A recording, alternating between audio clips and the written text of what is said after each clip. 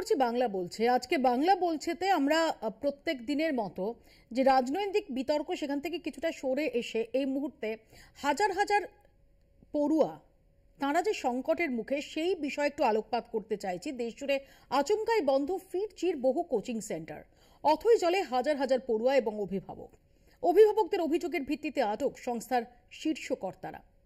পড়ুয়াদের অনিশ্চিত ভবিষ্যতের দায় কার?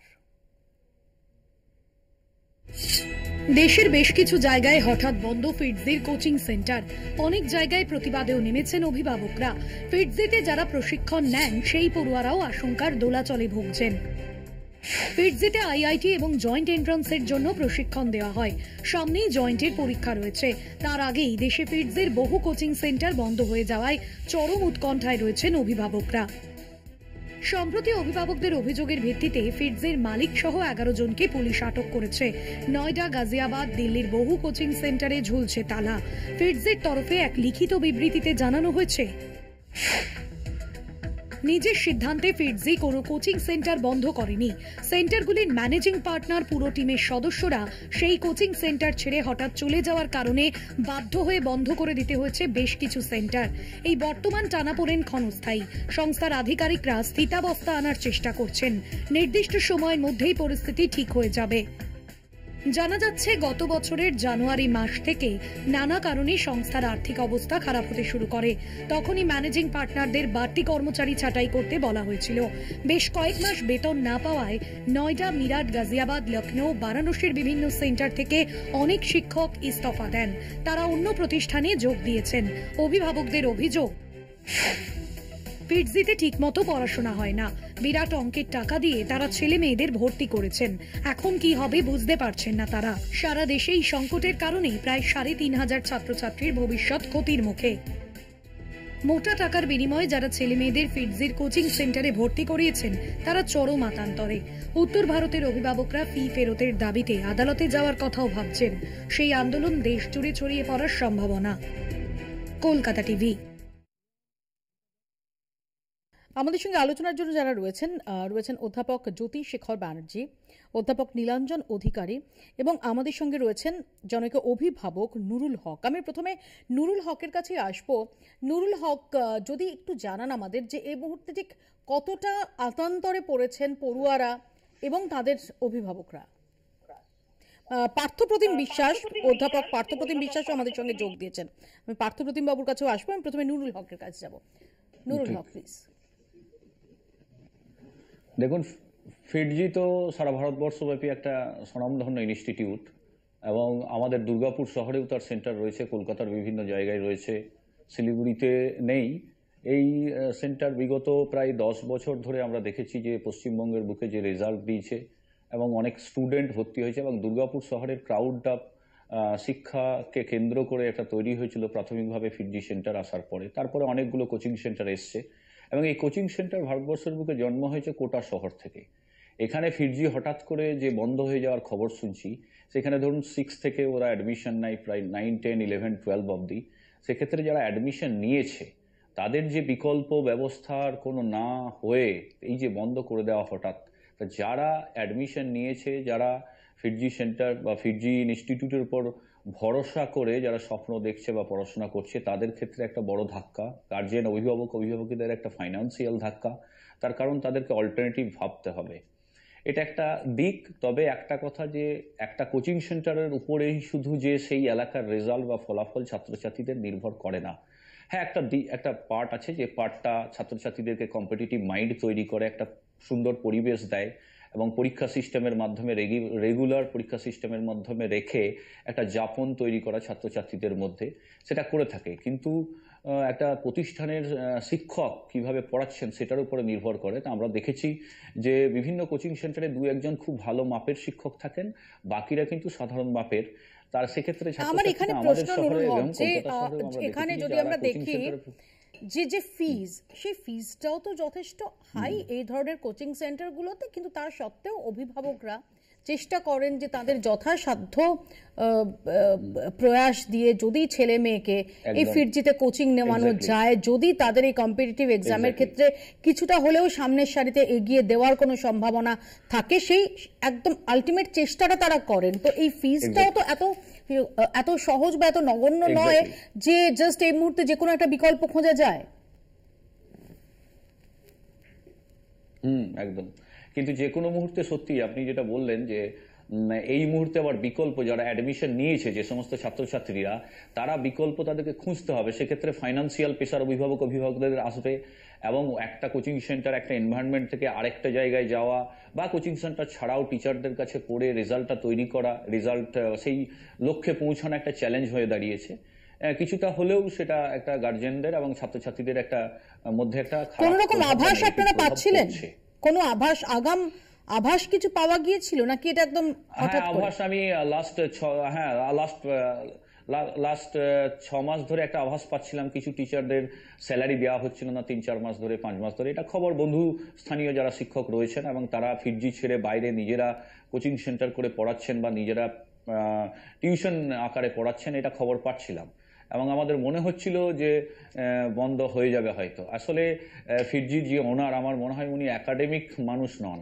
নন একাডেমিক মানুষ যখন এই সমস্ত এডুকেশনে আসেন, তখন এই সমস্ত সমস্যাগুলো যে কী ধরনের একটা প্রভাব পড়তে পারে ছাত্রছাত্রী, অভিভাবিকা এবং আনুষঙ্গিক সমাজে, সেটা ওনারা হয়তো রিয়েলাইজ করতে পারেন না।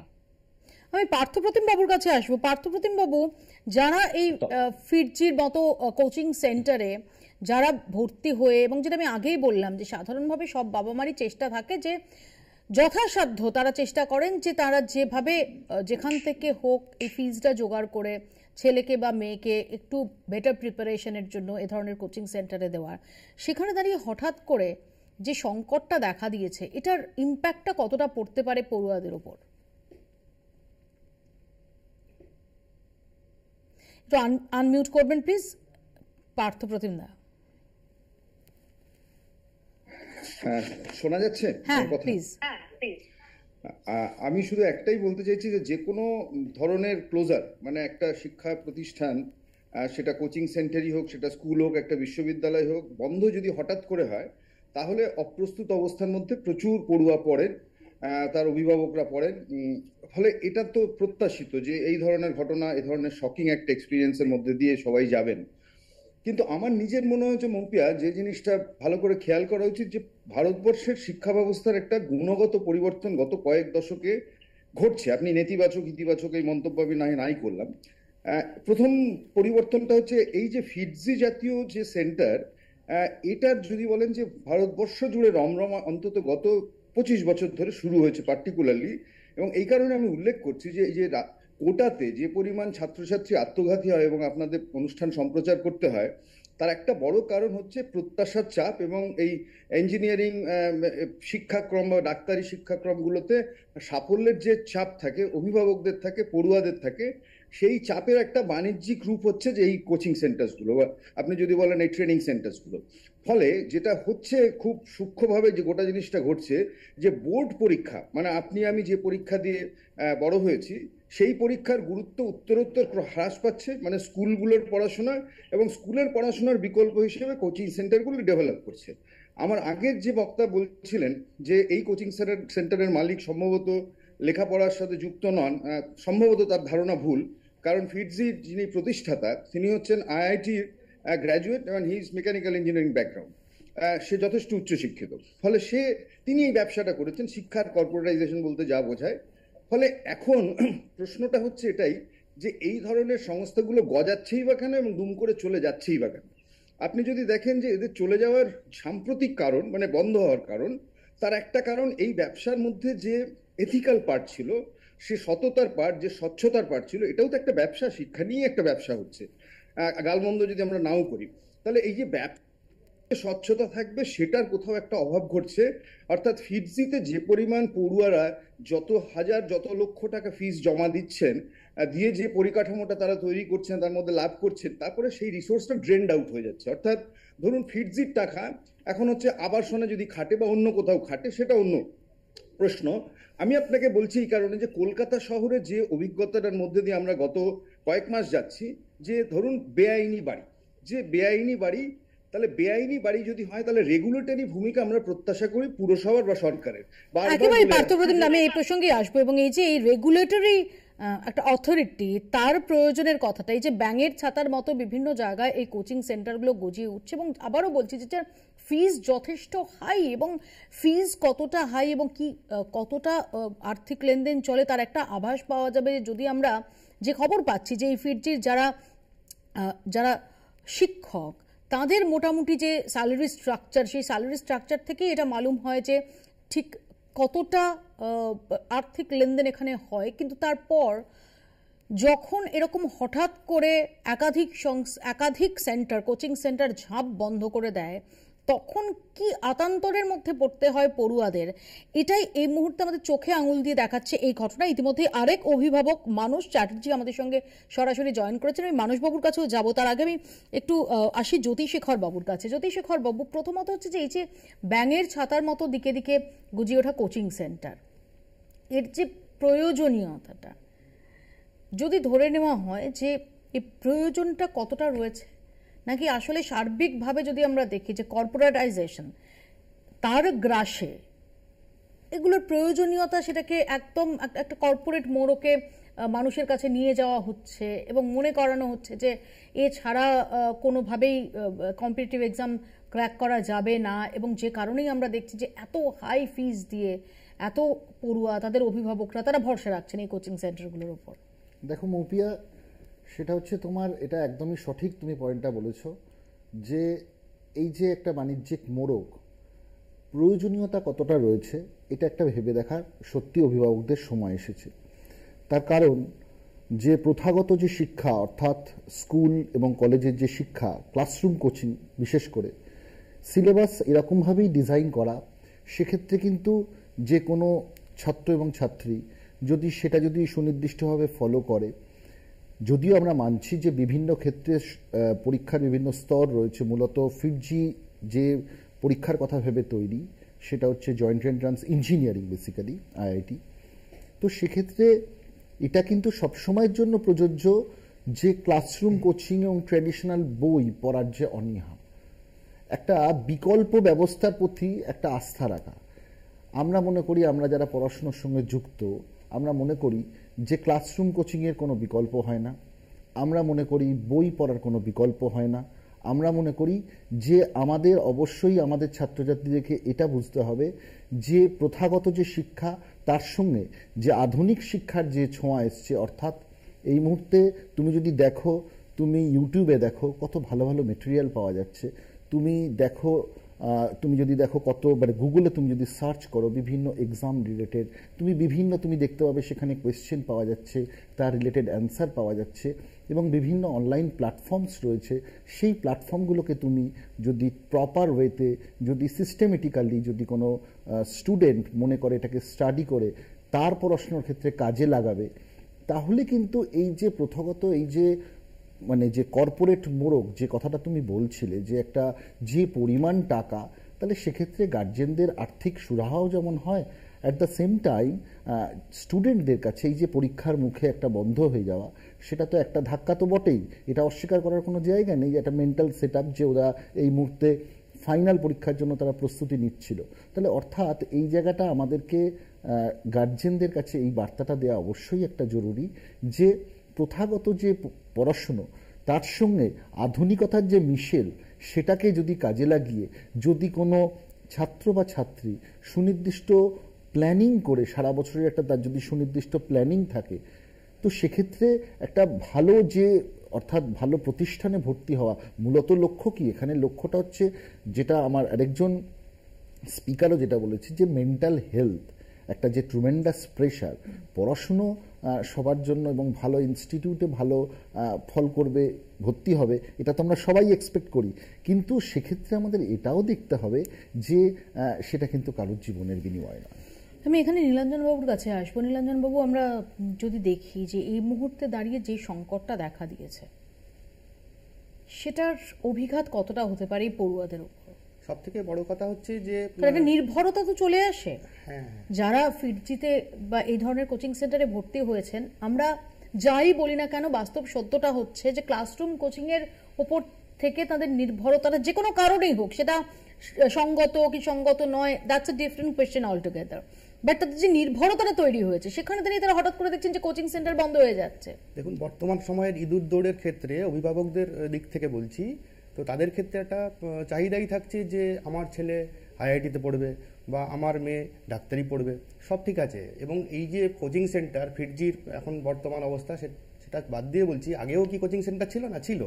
কিন্তু এই যে রমরমা বা পার্থবাবুও বললেন একটু আগে যে এটা ব্যবসা বা পণ্যায়নের দিক থেকে ব্যাপারটা সেই ফিটজি বা তাদের মালিক পক্ষ তারা করছেন, কিন্তু ছাত্রছাত্রীদের ক্ষেত্রে বর্তমান সময়ে সোশ্যাল মিডিয়ার যুগে তাদের ক্ষেত্রে যেন টাইমটা কমে গেছে, পড়াশোনার টাইমটা কমে গেছে এবং চটজলদি কি করে সহজে ভালো রেজাল্ট করা যায়, এবং সেই ক্ষেত্রে অভিভাবকদেরও চাহিদা খুব বেড়েছে। এবং সেক্ষেত্রে অভিভাবকদের উদ্দেশ্যেই বলছি যে স্কুল, কলেজ বা অন্যান্য জায়গায় যারা গৃহশিক্ষক যার কাছেই পড়ছেন, ছাত্ররা পড়ছে, তো সেইখানে বেশি নজর দিয়ে এবং হচ্ছে যেটা পড়ার সময়, মানে আগে আমাদের সময় আমরা করেছি, তো সেইখানে 6 থেকে 7 ঘন্টা, 8 ঘন্টা, 9 ঘন্টা ধরে স্টাডি করা হচ্ছে।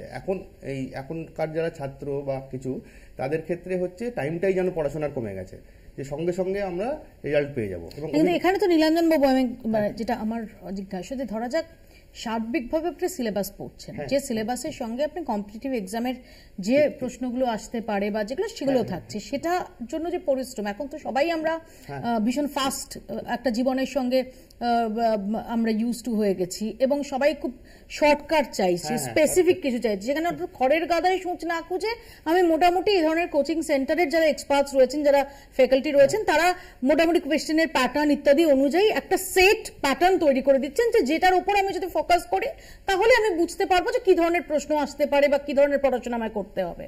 এখনকার সময়ে আপনি যদি দেখেন ভালো করে যে সেমিস্টার ওয়াইজ সিস্টেম হয়েছে, তো সেক্ষেত্রে ছাত্রছাত্রীদের এমনি সুবিধা হয়ে গেছে, কিন্তু এরা যখন পড়াশোনা করছে হয়তো আগের সেমিস্টারের পড়াটা পরের সেমিস্টারে ভুলে যাচ্ছে। তো সেই ক্ষেত্রে হচ্ছে কি টোটাল ব্যাপারটা ওভারঅল যখন কম্পিটিটিভ এক্সাম দিতে যাচ্ছে, যে অল ইন্ডিয়ার পরীক্ষা, সেই সাপেক্ষে কিছু পরিবর্তন বা চেঞ্জ আসছে। এবং সেইটা কিছুদিন আগে আপনারা দেখবেন যে নিট কেলেঙ্কারি বা জাতীয় কিছু হয়েছিল, এবং সেইখান থেকে তাদের এখন কি অবস্থা আমি জানি না।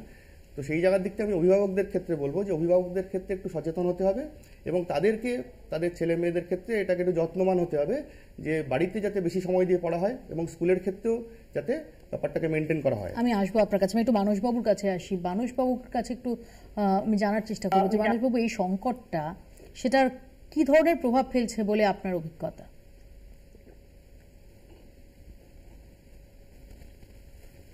দেখুন, একটা স্বপ্ন নিয়ে আমরাও আমার মেয়েকে ভর্তি করেছিলাম। আজকে 1 বছর পরে তার ফাইনাল পরীক্ষা। তো সেই সময় সন্তান যখন প্রতারিত হয় এবং সন্তানের জন্য গার্জিয়ানও প্রতারিত হয়, তো সেখানে আমাদের আর খুব বিশেষ কিছু করারও থাকে না, বলারও থাকে না। যাই হোক, আমি দুর্গাপুরের ফিটজি টিচারদের একটু ধন্যবাদই জানাবো। তারা আজকে আমাদের গার্জিয়ানদের ডেকেছিলেন এবং তারা বলেছেন যে তারা আমাদের দিকে বিকল্প কোনো ব্যবস্থা করবেন, আমরাও ওনাদের দিকে তাকিয়ে আছি। এই মুহূর্তে আমার মেয়ে আজকে ক্লাস 7 থেকে ফিটজিতে পড়ছে। তো যেখানে শেষ সময় আর কোনো কোচিং সেন্টারও তাকে নেবে না, সন্তান প্রতারিত হয়ে গেছে, গার্জেন হিসেবে কী বা বলার থাকতে পারে? শুধু আমি আপনাদের মাধ্যমে প্রতিষ্ঠান যারা আছেন তাদেরকে বলবো যেন ভবিষ্যতে কোনো ছাত্রছাত্রী এবং তার অভিভাবকরা এই পরিস্থিতিতে না পড়েন, এটার জন্য যা ব্যবস্থা নেওয়ার তারা যেন নেন। খুব গুরুত্বপূর্ণ কথা বলেছেন মানসবাবু। সন্তান প্রতারিত হচ্ছে, মানসবাবুর মেয়ের মতোই হাজার হাজার ছেলে মেয়ে তারা প্রতারিত হচ্ছে। আমি এখানে পার্থবাবুর কাছে আসি। পার্থবাবু, একটু আগে আপনি রেগুলেটরি অথরিটির প্রয়োজনের কথা বলছিলেন, আমরা এখানে প্রশ্ন, এটা তো প্রতারণা, কি হবে না হবে, যারা টাকা দিয়েছিলেন তারা ফেরত পাবেন কি না ইত্যাদি, এগুলো সমস্ত কিছু এই মুহূর্তে দাঁড়িয়ে সেকেন্ডারি। প্রাইমারি বিষয়টা হচ্ছে যে এত হাজার হাজার পড়ুয়া তারা সংকটের মধ্যে পড়েছেন, তাদের সঙ্গে প্রতারণা করা হয়েছে। ডেফিনেটলি দুর্গাপুর ফিটজির কয়েকজন শিক্ষক যারা ডেফিনেটলি ব্যতিক্রম, বা এইরকম নিশ্চয়ই কিছু শিক্ষক আছেন যারা চেষ্টা করছেন এই পরিস্থিতিটা সামাল দেওয়ার, কিন্তু সেটা তো সবসময় যথেষ্ট নাই হতে পারে, বা সবাই সেই জেস্চার নাও দেখাতে পারেন। এখানে পার্থপ্রতিম এই যে নিয়ন্ত্রণ থাকাটা একটা নিয়ামক সংস্থার ভূমিকায় যে যে দরকারটা, সেটা কতটা দেখতে পান? এটা আমি প্রথমেই মৌপিয়া আমি আপনাকে বলছিলাম যে এই ধরনের নিয়ন্ত্রক ভূমিকা বা নিয়ন্ত্রক সংস্থার প্রয়োজন খুব বেশি আমাদের দেশের রেসপেক্টে। অনেকগুলো কারণে জরুরি। একমাত্র কারণ এটা নয় যে যখন তখন বন্ধ করে দিল, যখন তখন খুললো। প্রথমত এই যে ব্যাঙের ছাতার মতো যে বিভিন্ন কোচিং সেন্টার গজাচ্ছে গোটা দেশ জুড়ে, দেশের বিভিন্ন জেলা জুড়ে, সেগুলোর মান এবং তারা যে পরিমাণ টাকা নেয়, এটা it should be limited, it cannot be unlimited. কারণ আমি আপনাকে আবারও বলছি যে একটা আন্দাজ দেওয়ার জন্য খুব মজার উদাহরণ, আমি যাদবপুর বিশ্ববিদ্যালয়ে তখন প্রফেসর হয়ে গেছি, মানে এই অবস্থায় একজন ছেলে ইঞ্জিনিয়ারিংয়ে আমার বিভাগে সেকেন্ড ইয়ারে ক্লাস করতে এলো।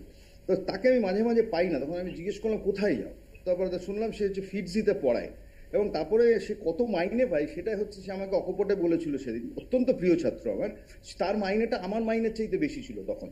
অর্থাৎ সে সেকেন্ড ইয়ারে যাদবপুর ইউনিভার্সিটিতে ইঞ্জিনিয়ারিংয়ে পড়াচ্ছে, যখন সে পড়াচ্ছে ফিটজির একটি সেন্টারে দক্ষিণ কলকাতার, তার মাইনে আমার মাইনের চাইতে বেশি তখন। আপনি তাহলে বুঝে নিন যে এই বাস্তুতন্ত্রটা, যে এবং he was a good teacher, outstanding teacher, সে আমার ছাত্র। কিন্তু আমি বলছি যদি এই পরিমাণ টাকা ছাত্রদের ওখানে টিচারদের দেওয়া হয় এবং তাহলে যে পরিমাণ টাকা পড়ুয়াদের থেকে কালেক্ট করা হয়, সেটা বিরাট। ফলে এই যে বিরাট অঙ্কের টাকা দেওয়া নেওয়া, এই দুটো যখন একসাথে চলে, তখন সরকারের একটা নিয়ন্ত্রক ভূমিকা থাকতে হবে। এই কারণেই যে আমি বললাম, দিল্লিতে আপনি মনে করবেন যে গত বছর যে ঘটনাটা ঘটলো, একটা কোচিং সেন্টারে ক্লাস চলাকালীন হচ্ছে জলে ডুবে কয়েক ঘন্টার বৃষ্টিতে প্রচুর ছেলেমেয়ে 4-5 জন তো মারাই গেছিলেন। হ্যাঁ, ভয়ঙ্কর ঘটনা। সেখানে পড়তে এসছেন, লাইব্রেরি, বেসমেন্টের লাইব্রেরি, সেখানে কেউ পড়ছেন, সেখানে পড়ুয়া মারা গেলেন। আচ্ছা, পড়তে এসে আগুন লেগে মারা গেছেন, এই ঘটনা ঘটেছে। পড়তে এসে ইলেকট্রিফাইড হয়ে মারা গেছেন, এই ঘটনা ঘটেছে। এখন পড়তে এসে প্রতারিত হচ্ছেন, সেই ঘটনাও ঘটছে। ফলে যদি এত বড় একটা অঙ্কের টাকার র্যাকেট চলে, ইকোনমি চলে, এবং আমি বলছি এটা উত্তরোত্তর চলছে দেশের শিক্ষানীতির কারণের জন্য। আপনাকে বলছি, যত বেশি আপনি জোর দেবেন ওই সিইউইটি মানে সেন্ট্রাল অ্যাডমিশন টেস্ট ভিত্তিক ব্যবস্থা যত বেশি গড়বেন, তত মধ্যবিত্ত মানুষ নিরুপায় হয়ে ঘটিবাটি বেঁচে হচ্ছে বোর্ড পরীক্ষা। একেবারে পার্থপ্রতিম বাবু, আমি এখানেই আলোচনায় আসবো। একটা বিরতি আমাকে নিতেই হবে, একটা ছোট্ট বিরতির পর আমরা ফিরছি এই বিষয়ে আলোচনায়। দেখতে থাকুন বাংলা বলছে। দেশজুড়ে এই বিপত্তির পর বাংলাতেও ঝাঁপ বন্ধ ফিটজির, দুর্গাপুরে বন্ধ কোচিং, কলকাতাতেও আশঙ্কায় দিন কাটছে পড়ুয়া অভিভাবকদের। হাজার হাজার পড়ুয়ার ভবিষ্যৎ অন্ধকারে ঠেলে দেওয়ার সংস্থায় সরকারি নজরদারির অভাব নিয়ে উঠছে প্রশ্ন।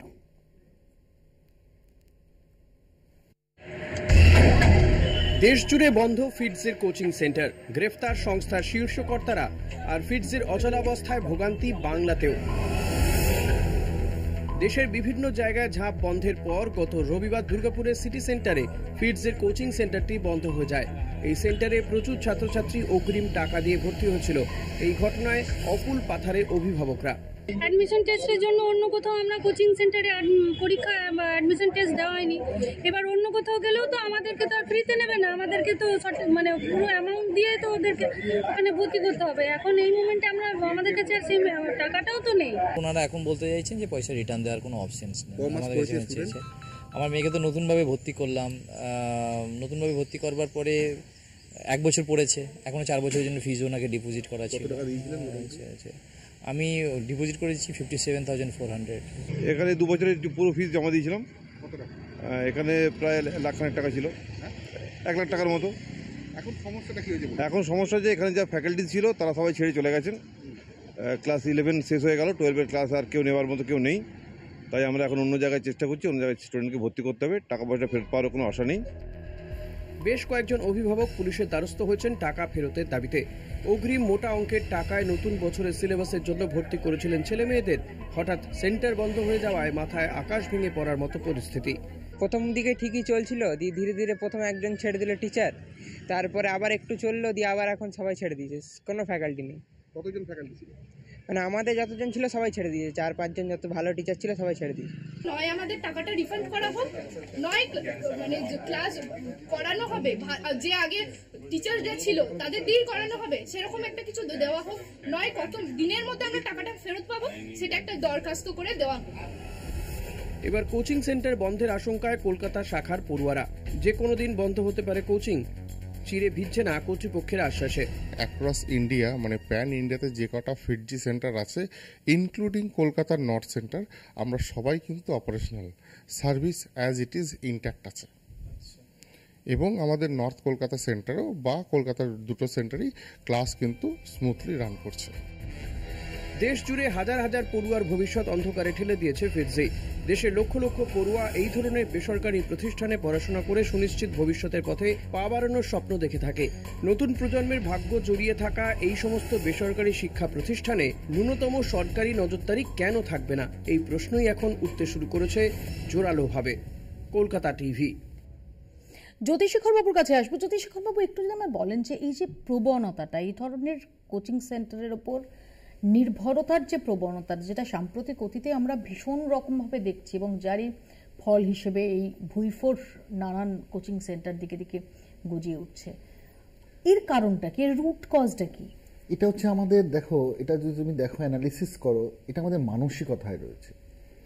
আচ্ছা তুমি বলো, এই যে ফিটজি যারা অ্যাসপিরেন্ট, তারা তো তোমার ধরো ক্লাস 12-এর পরের যে পড়াশুনো করবে, অর্থাৎ হচ্ছে আইআইটি বা এনআইটিতে পড়াশুনো করবে, তারা সেই পরীক্ষার জন্য তারা নিজেদেরকে প্রস্তুতি নিচ্ছে।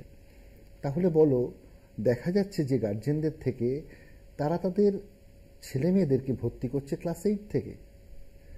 এক্ষেত্রে বোঝা যাচ্ছে সেদিন খুব একটা বেশি দূরে নয় যে এই প্রবণতা যদি চলতে থাকে, দেখা যাবে যে ক্লাস 1-এর বাচ্চার জন্য প্যাকেজ রেডি আছে, যে 1 থেকে 12 পুরোটা পড়াশুনো করব এবং আলটিমেটলি তারপরে এখানে ভর্তি হব। অর্থাৎ এইটা তো কোনো বিকল্প যে একটা এডুকেশন সিস্টেম, এই প্রবণতাটা কিন্তু একদম কিন্তু সমর্থনযোগ্য নয়। দেখো, প্রত্যেকটা ছাত্রছাত্রী তারা নির্দিষ্ট স্কুল তার সঙ্গে যুক্ত এবং সেই স্কুলে নির্দিষ্ট পঠন পাঠন ব্যবস্থা রয়েছে, বই রয়েছে, ইন্টারনেট রয়েছে, যাবতীয় রিসোর্স। তুমি আজকে এআইয়ের জগতে আছো, তুমি সব কিছু কিন্তু তোমার হাতের মধ্যে রয়েছে। তাহলে এই প্রবণতাগুলো যে বাবা মাকেও এইটা বুঝতে হবে যে এত আগে থাকতে কেন, এবং যত আগে থাকতে ভর্তি হবে তত টাকার বোঝাটা কিন্তু তত বাড়বে, কমবে নয়। আরও দেখবে তুমি এবার থেকে ক্লাস 6 থেকে ভর্তি হয়ে যাচ্ছে। তো এই মানসিকতার জায়গাটা, অর্থাৎ আমাদের মৌলিক যে পড়াশুনো করার, মানে হচ্ছে ফান্ডামেন্টাল যে পড়াশুনো করার যে কালচারটা, সেটা তৈরি করা আমাদের দরকার। এটা একটা সামাজিক ব্যাধি বলতে পারো। আমি এখানে একটু আসবো নুরুল হকের কাছে আরও একবার। নুরুল হক, এই যে রেগুলেটরি অথরিটি, কোনো একটা নিয়ামক সংস্থার নজরদারি, তার প্রয়োজনের দিকটা উঠে আসছে, সেটা কি এই মুহূর্তে দাঁড়িয়ে তার অভাবটাই বোধ করছেন?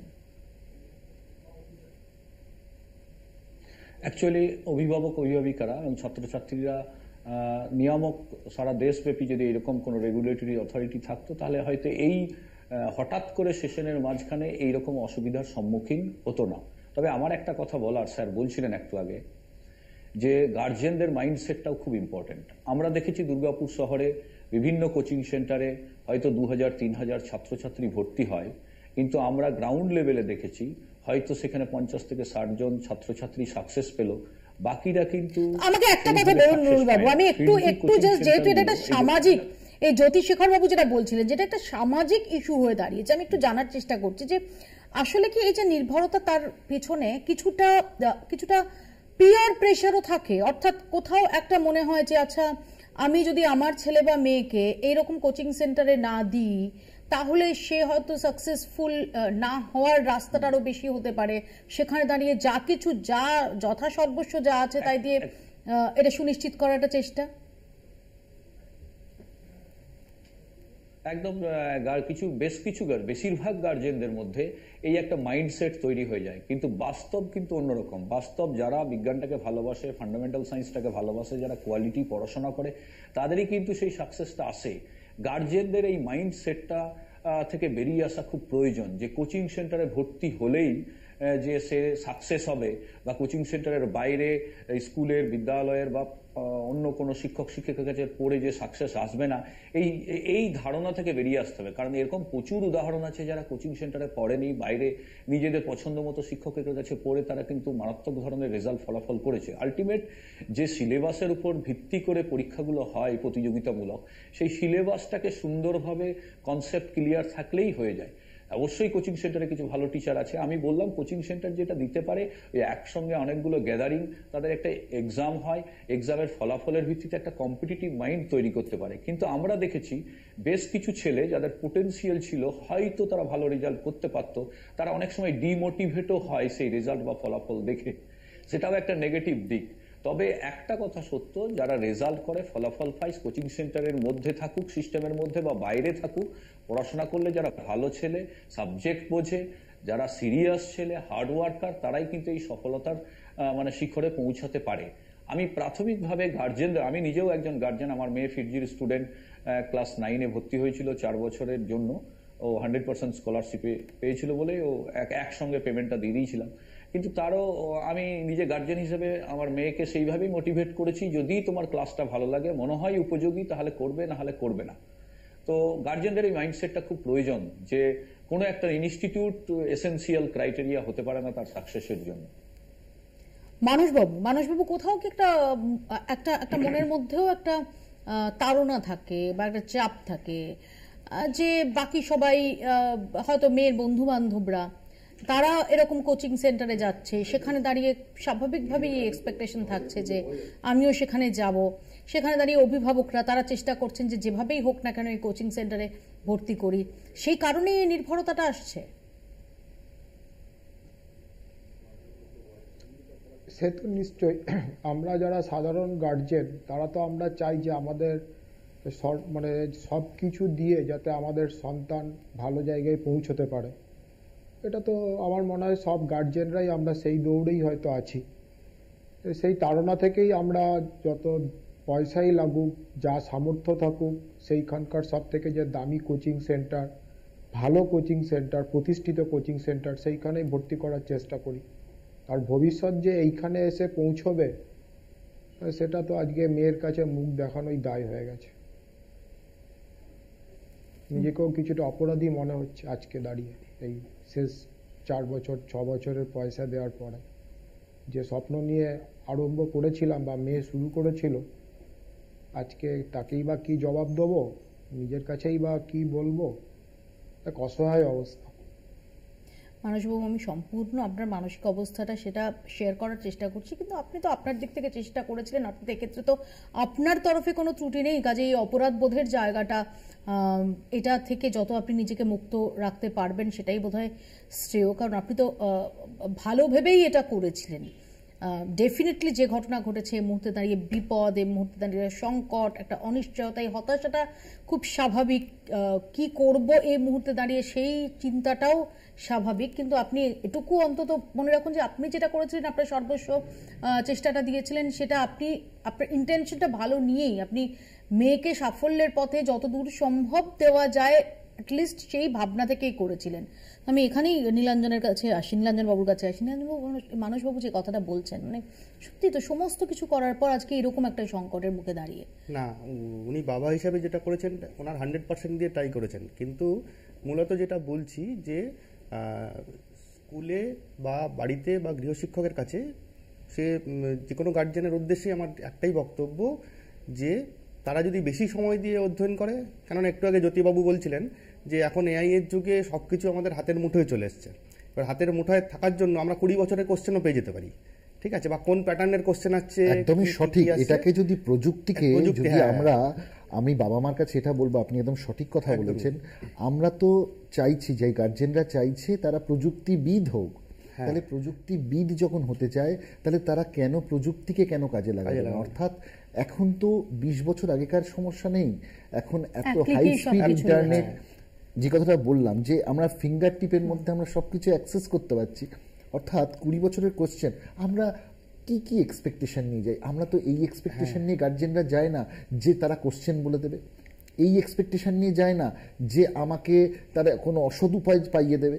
প্রতিটা গার্জেনের সঙ্গে যদি কথা বলা যায়, এটা সুনিশ্চিত তারা বিশ্বাস করে যে সুনির্দিষ্ট যে প্রক্রিয়ার মধ্যে দিয়ে পাওয়া যেতে পারে সেই প্রক্রিয়ার মধ্যে যেতে।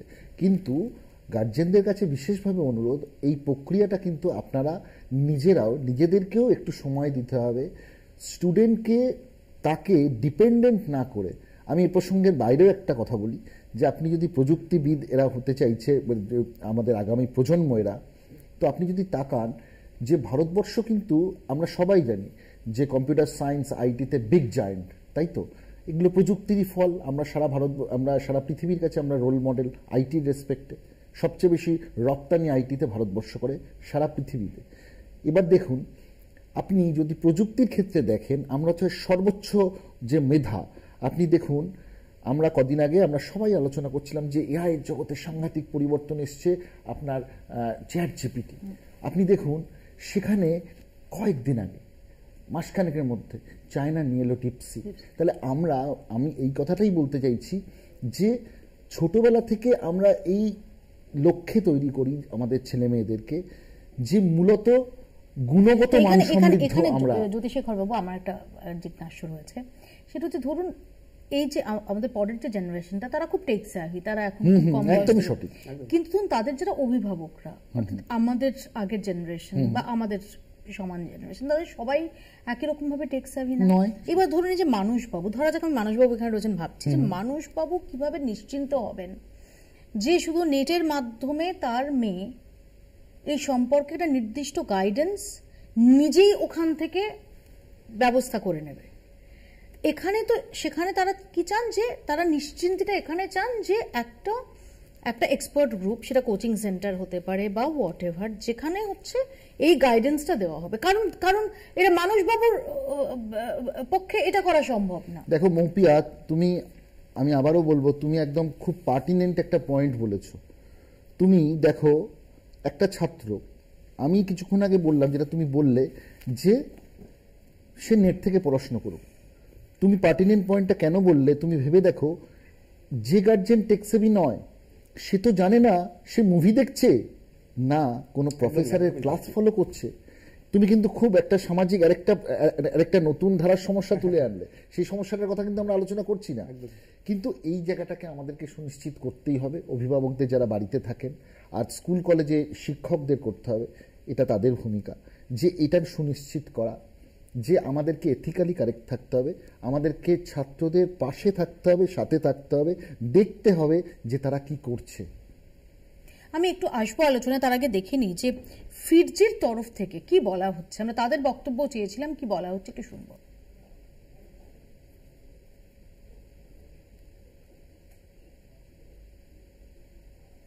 ফিটজি নর্থ কলকাতাতে পোস্টেড আছি এবং সেখানে অ্যাক্রস ইন্ডিয়া মানে প্যান ইন্ডিয়াতে যে কটা ফিটজি সেন্টার আছে ইনক্লুডিং কলকাতার নর্থ সেন্টার, আমরা সবাই কিন্তু operational, service as it is intact আছে।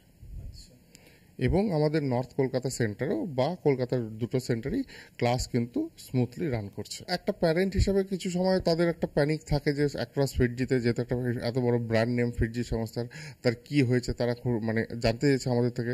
বাট আমরা তাদেরকে একটাই কমিট করছি আমাদের তরফ থেকে, যে যেহেতু আমরা ম্যানেজমেন্ট থেকে আমাদের হেড অফিস থেকে জানি যে তাদের নিউজ যেটা আছে, ফিটজি সেন্টারের সার্ভিস কিন্তু কোনোভাবেই আমরা বন্ধ হতে দিইনি। তো কিছু সেন্টারে যদি কিছু সমস্যা থাকে তাহলে সেই সেন্টারের ম্যানেজমেন্ট কিন্তু সেটাকে সেইভাবেই টেক কেয়ার করছেন। বেঙ্গলে ফিটজি অবস্থা ঠিকঠাক। আমি আপনাকে আগেই বললাম যে কলকাতায় দুটো সেন্টার আছে, কলকাতা নর্থ এবং কলকাতা সাউথ, দুটোই ফুললি অপারেশনাল। আমরা কিন্তু ঠিক সেইভাবেই হ্যান্ডেল করছি আমাদের সেন্টারের অপারেশনকে, যাতে কোনোভাবেই স্টুডেন্ট সার্ভিস, যেহেতু আমাদের মেন প্রায়োরিটিটাই হচ্ছে স্টুডেন্ট সার্ভিস, সেটা যাতে কোনোভাবেই হ্যাম্পার না হয়। ফ্যাকাল্টি চলে যেতেই পারে ফার্স্ট অফ অল, এবং সেটা তাদের পার্সোনাল একটা থাকে। বাট ফিটজি থেকে আমরা যখনই কোনো আমাদের ফ্যাকাল্টি রিকোয়ারমেন্ট হয় আমাদের হেড অফিসে আমরা রিকোয়েস্ট জানাই এবং তারা ওখান থেকে ফ্যাকাল্টি সার্ভিস প্রোভাইড করেন।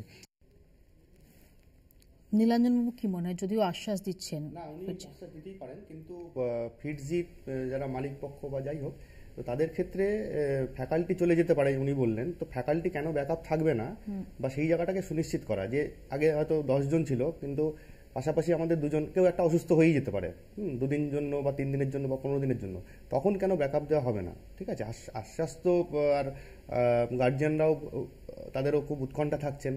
তারা আছেন, ছাত্রছাত্রীরা খুব উৎকণ্ঠায় থাকবে।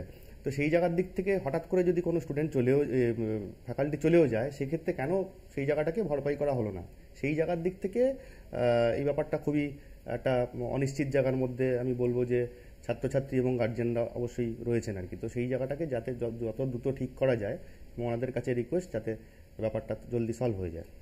তো আমি একটু আসি নুরুল হকের কাছে। নুরুলবাবু, এই আশ্বাসে কি মনে হয় যে যারা এই ফিটজি নর্থ কলকাতার যারা পড়ুয়ারা রয়েছেন, সত্যি কি তারা আশ্বস্ত হওয়ার অবকাশ রয়েছে? কারণ যেভাবে একের পর এক জায়গায় আমরা দেখতে পাচ্ছি যে এই কোচিং সেন্টার বন্ধ হচ্ছে।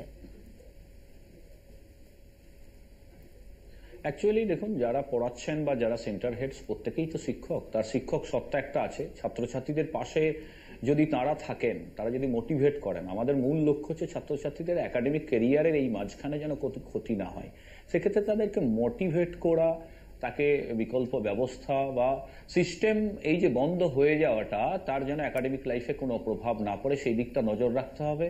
ফিটজি যারা শিক্ষক শিক্ষিকা আছেন তারা নজর রাখবেন। গার্জেনদেরকেও তার সন্তানকে সেইভাবে চালনা করতে হবে। পরিস্থিতিটা হয়েছে, নিয়ামক সংস্থা থাকলে সেটা হয়তো কিছুটা ব্যবস্থা নেওয়া যেতে পারত, এবং কিন্তু আলটিমেট হচ্ছে ছাত্রছাত্রীদের ভবিষ্যৎ। এই সময় পিরিয়ডটাতে, এই টাইম পিরিয়ডটাতে ছাত্রছাত্রীদের মানসিক ব্যাঘাত যাতে না হয়, পড়াশোনার কোনো ব্যাঘাত না হয়, সেই দিকটা সবাই যদি আমরা নজর রাখি, তাহলে একটা এই জায়গা থেকে আমরা বেরিয়ে আসতে পারব। মানসবাবু, একটু যদি বলেন, আপনার গলায়, আপনার কথায় উৎকণ্ঠাটা ভীষণ রকম ভাবে বোঝা যাচ্ছে।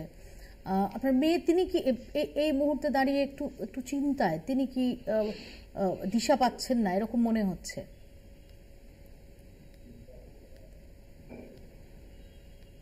দিশা তো পাচ্ছে না, কিন্তু ভেঙে পড়লে তো হবে না। সামনে 1 বছরের মধ্যে তার জীবনের বড় পরীক্ষা। আমরাও বিভিন্ন এখানকার টিচাররাও আমাদের পাশে দাঁড়িয়েছেন। আজকে প্রাথমিক কথা শুরু হয়েছে, আমরাও বিভিন্ন বিকল্প দেখছি। অসহায়তা এই মুহূর্তে বোধ করছি, কিন্তু নিশ্চয়ই আমার সন্তানকে তো আর রাস্তায় ছেড়ে দেওয়া যাবে না, মাঝ রাস্তায়।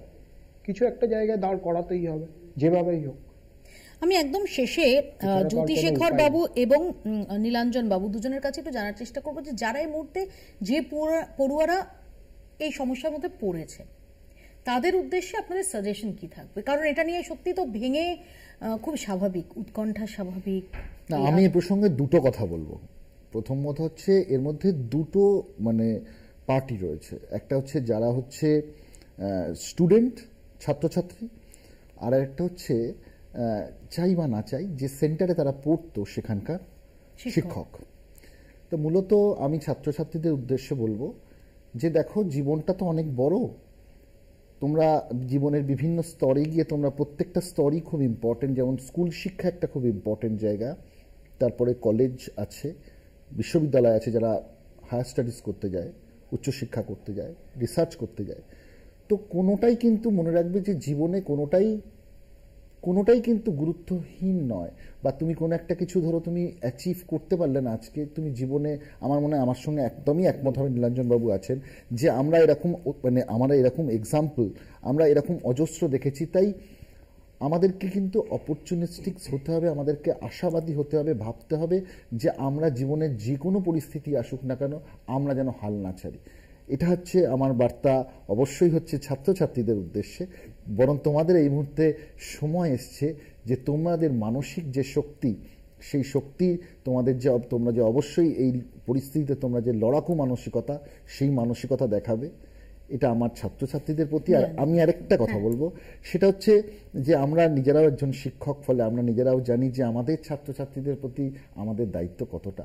তো সেই প্রসঙ্গে আমি অনুরোধ করব মৌপিয়া, তোমাদের মাধ্যম দিয়ে, যে সমস্ত সেন্টারগুলো রয়েছে, আমরা দেখতে পাচ্ছি কিছু সেন্টার, যেমন দুর্গাপুর সেন্টারের টিচাররা সাপোর্ট দিচ্ছে, আবার অ্যাট দ্য সেম টাইম তোমাদের থ্রু দিয়ে জানতে পারলাম যে বাইরের সেন্টার অনেকগুলো বন্ধ আছে। তাই এক্ষেত্রে আমি তোমাদের থ্রু দিয়ে আমি অনুরোধ করব যে সেই শিক্ষকরাও যেন একই রকমভাবে এই কঠিন সময় তাদের ছাত্রছাত্রীদের পাশে দাঁড়ায়।